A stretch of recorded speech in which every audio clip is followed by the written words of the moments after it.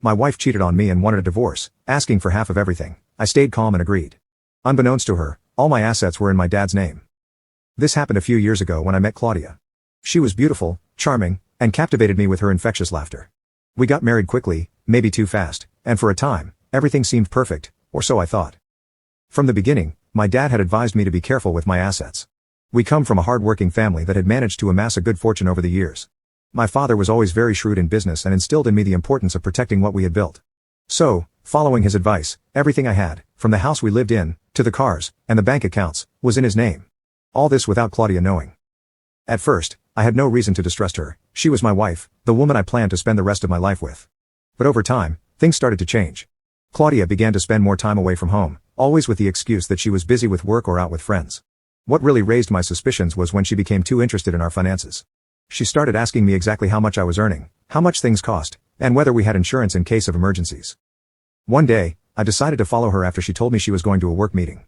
It turns out that the meeting was at the most expensive restaurant in the city, but she was not alone. I saw her having dinner with another man, laughing and being much more affectionate than she had been with me in months. My heart broke into 1,000 pieces at that moment, but I didn't let anger blind me. I knew that if I acted rashly, I could lose everything. Instead of confronting her immediately, I began to gather evidence. I hired a private investigator to follow Claudia and confirm my suspicions. For weeks, he sent me photos and videos of the two of them together, holding hands, kissing, and entering hotels. It was evident that Claudia was cheating on me, and the worst part was that she didn't seem to care whether I found out or not. Finally, the day came that would change everything. One night, when I came back from work, Claudia was waiting for me in the living room. She had that cold, calculating look that I had already learned to recognize. She told me she was no longer happy in our marriage, that she had met someone else, and that she wanted a divorce.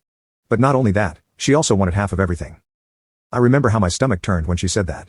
I knew she wasn't asking out of necessity, but out of greed and spite. She was convinced that she would take a large part of my money and properties, believing they belonged to her. But what Claudia didn't know was that everything she wanted was not really in my name. I decided to go with the flow, showing no emotion, and simply accepted the divorce. I told her that, of course, there was no problem, and that we would settle everything as soon as possible.